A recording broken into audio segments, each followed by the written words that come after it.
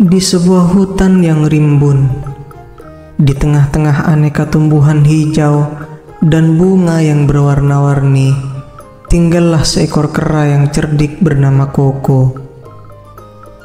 Koko tidak seperti kera lainnya. Dia adalah seorang pujangga dan pemimpi yang senang menghabiskan waktu dengan membaca dan menuliskan puisi. Dalam salah satu petualangannya di hutan, Koko bertemu dengan seorang kelinci yang anggun dan cantik. Dia bernama Putih. Dengan mata yang bulat dan bulu yang lembut bak awan di langit, Putih memikat hati Koko sejak pandangan pertama. Siapa gerangan dirimu, wanita nan cantik jelita yang melompat-lompat bagaikan tarian alam? Tanya Koko kagum. Putih tersenyum, matanya berbinar. Saya Putih, anak hutan ini, yang menari mengikuti irama dedaunan. Koko yang biasanya lancar berbicara, merasa kata-katanya terhenti. Namun, tak ingin kehilangan kesempatan, dia pun berkata, "Ah Putih, apakah kau tidak keberatan menyimak salah satu buah karya puisi yang telah kucipta?" Putih mengangguk penasaran. Dengan senang hati Koko, dan dengan suara yang penuh emosi, Koko mulai membacakan puisi tentang hutan yang damai, tentang dedaunan yang berbisik, dan tentang bulan purnama yang menyinari keindahan malam. Putih terpesona bukan hanya oleh kata-katanya yang indah, tapi oleh ketulusan hati Koko. "Ah Koko, kau bukan hanya seekor kera, tapi seorang penyair juga," ucap Putih terharu. "Hatimu sehalus sutra dan pikiranmu sejernih mata air." Koko tersenyum, tergerak oleh pujian yang diberikan oleh Putih. "Wahai kelinci yang lembut, bersamamu aku merasa seperti pahlawan dalam dongeng, siap untuk berlayar di lautan petualangan. Bisakah aku mungkin meminjam sedikit waktumu lagi esok hari?" "Mungkin," kata Putih dengan gurauan hangat, "jika puisi esok hari setinggi loncatanku."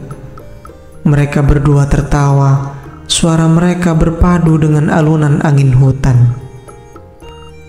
Hari berganti dan pertemuan demi pertemuan membuat kisah mereka terjalin lebih jauh.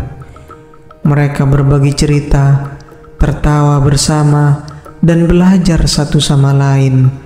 Tapi Koko tahu, di dalam hati yang paling dalam, dia telah jatuh cinta pada kelinci yang lincah itu. Suatu hari dengan beraninya Koko berkata, "Wahai Putih, aku mustahil boleh bersamamu karena kita berbeda. Tapi izinkan aku mengatakannya, dalam puisi atau tidak, bahwa aku jatuh cinta padamu." Putih mendekat, matanya lembut dan menghangatkan jiwa. "Oh Koko, di mataku kau lebih dari sekedar kera, dan perasaan yang kau tunjukkan membuatku semakin berharga. Cinta tak mengenal bentuk atau warna, dan hatiku telah terbuka untukmu." Dan di bawah sinar bulan, di antara nyanyian jangkrik dan bisikan pohon, mereka berdua merajut kisah cinta yang mana kera dan kelinci bukan sekedar kawan, tapi sahabat sejati dan pemadu cinta yang tulus.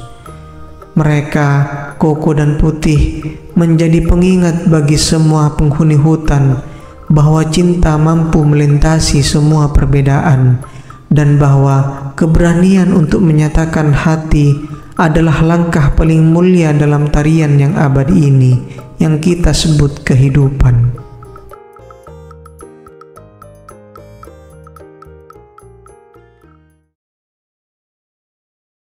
Pada suatu hari yang cerah, di tepi sungai yang tenang, sang kancil yang terkenal licik dan pintar berjalan-jalan mencari makan.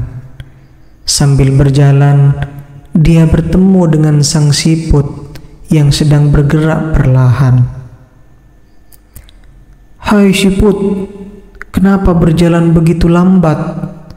Bukankah kamu tahu aku, sang kancil, bisa berlari cepat dan lincah?" ejek sang kancil sambil tertawa. Sang siput yang bijaksana dan sabar tidak terpancing oleh ejekan itu. Dia menjawab dengan tenang, "Wahai kancil, setiap makhluk memiliki kecepatan sendiri. Aku mungkin lambat, namun aku tetap dapat mencapai tujuanku dengan sabar dan tekun." Tidak terima dengan jawaban sang siput, sang kancil menantangnya. "Baiklah, kalau begitu mari kita adu cepat. Aku yakin aku akan menang dengan mudah melawanmu." Sang siput menyetujui tantangan tersebut, dan kedua makhluk itu sepakat untuk berlomba ke pohon besar yang berada di seberang sungai keesokan harinya. Kabar tentang perlombaan mereka ini dengan cepat menyebar ke seluruh hutan. Keesokan harinya, hewan-hewan dari seluruh hutan berkumpul untuk menyaksikan perlombaan yang tak seimbang ini.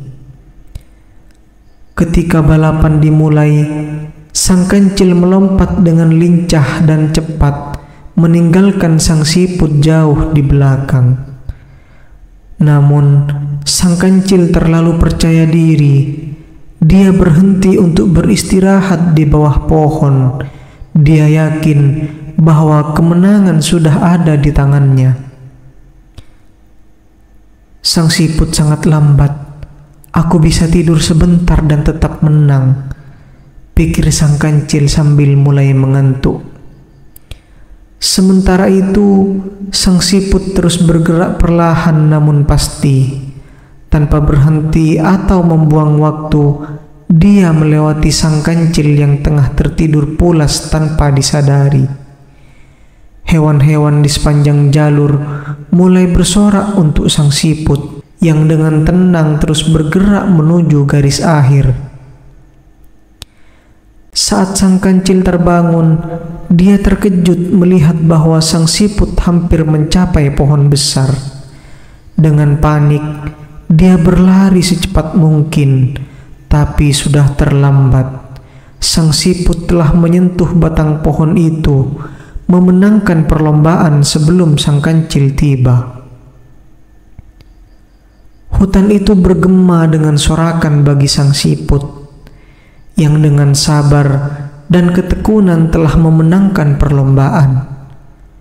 Sang kancil dengan wajah merah padam belajar bahwa keangkuhan dan sikap meremehkan orang lain bisa membawa kekalahan. Perlombaan antara sang kancil dan sang siput ini bukan hanya tentang kecepatan, namun tentang kesabaran, kerja keras, dan sikap tidak meremehkan lawan. Dan dengan demikian, kisah ini mengajarkan kita bahwa tidak semua kekuatan terletak pada kecepatan, tetapi pada ketekunan dan kemauan untuk tidak menyerah.